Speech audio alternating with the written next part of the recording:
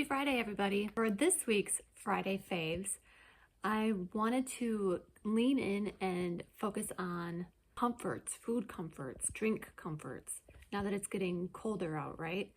I don't know what it was like for you guys this week. It was 80 degrees on Tuesday, and then yesterday we had 2 or 3 inches of snow, which is crazy. We celebrated with ice cream on Tuesday, and then yesterday it was just all the warm drinks, and my son wanted to make cornbread and things like that. So that's my frame of mind right now, starting to get cozy. I'm actually working on a video about hygge and fika, just the things that we can lean into to savor life, create the comforts of life that we can just slow down and enjoy, right?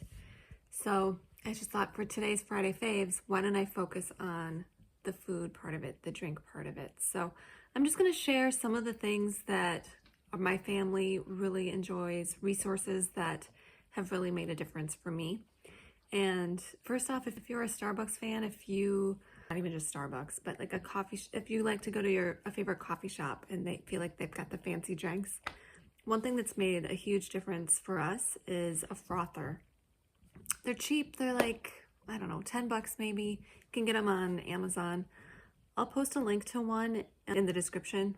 Actually, everything that I talk about in this video, I'll post a link to. But it just whips some air into your warm drinks. It froths it up. It just makes it creamier, and it makes it more like the coffee house experience. So that's one thing that's made such a difference. As far as the frother goes, you can just add that to your regular creamer. Just add your regular creamer to your coffee, I should say, and just froth it up. You just whip for just a few seconds, and you'll see how foamy it gets. It's almost like you get a little cappuccino texture with your regular coffee. So it's funny what a difference texture makes, but it really does. So that's a wonderful little hack if you haven't already had one. Ray Dunn has just the cutest little coffee frother as well. I'll link that too. Different syrups too. Like Starbucks has a really good vanilla syrup that I love to just add into my flavored coffees and chais. And if you like Starbucks chai, it's called Tazo, and you can get it at Target. You can get it at Amazon, and they have different varieties: decaf, organic, guinea, whatever. Whatever, it's your boat. I usually do the decaf because I want my kids to be able to drink it. They love chai. But if it's just a concentrate, and you just mix it 50-50 with milk, and you can add the vanilla syrup if you want, but it tastes like you get it from Starbucks, and it's half the price maybe. So that's a wonderful little thing.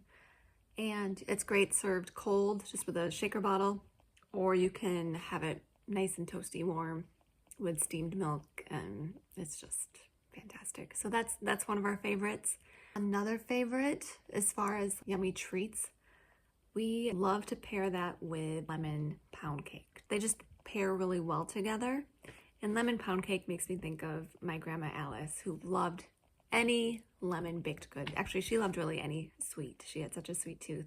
And she lived in a time where things were simpler, right? And she and her friends made a point to get together almost every day. She was a housewife on a farm.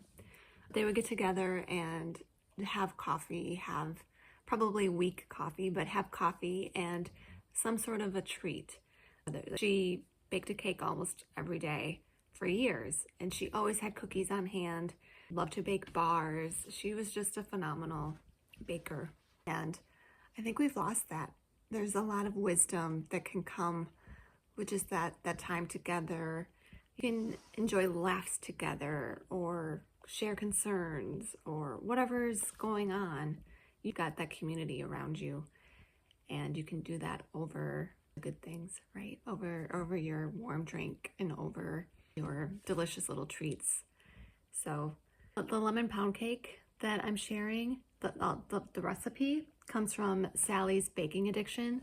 It is so good. Oh my gosh. I love her as a resource because she's kind of this little scientist in the kitchen. She will try a recipe and try it 10 different ways to see which one actually has the best results.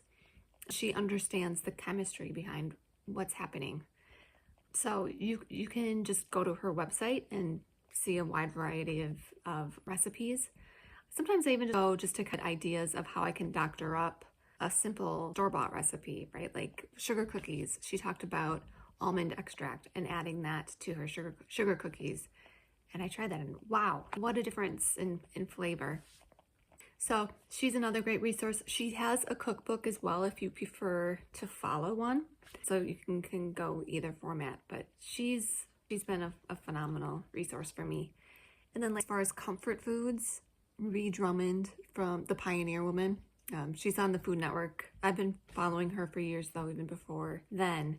She had a blog. And her cookbooks are some of my most used, especially when I want comfort food. I can't remember off the top of my head what the cookbook's called. It's a red one. I think it's maybe called Dinner Time. But that is my go-to one. I have several, but that's probably my favorite of hers. And she has delicious rice pudding recipes and homemade butterscotch pudding, vanilla pudding, pot roasts, and just any and everything. So many good recipes, like just homemade cooking, right? Some other favorite desserts. If you want an easy button with your desserts, I have two for you. If you are fortunate enough to live near a Trader Joe's, that's a wonderful, easy hack. They have so many good things, but my favorites are their frozen croissants, their chocolate croissants and their almond croissants. You just raise them the night before you take them out, let them rise overnight. Put them in an oven, 350 for 25 minutes in the morning.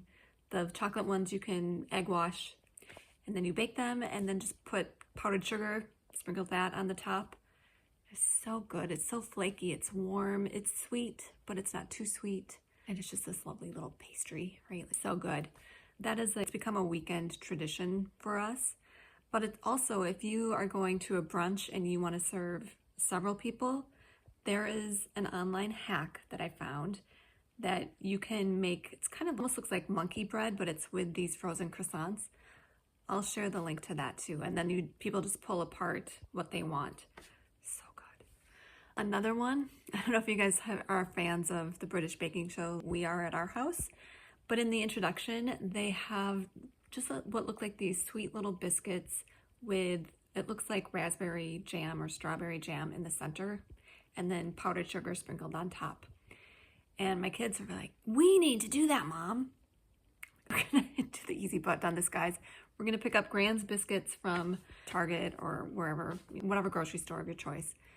And I'm fortunate enough, my mom makes wonderful homemade jam with all the sugar.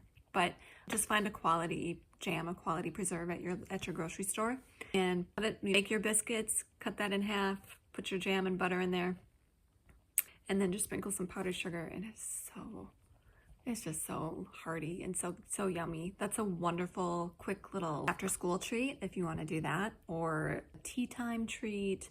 Sometimes my kids and I, we do what we call little tea parties.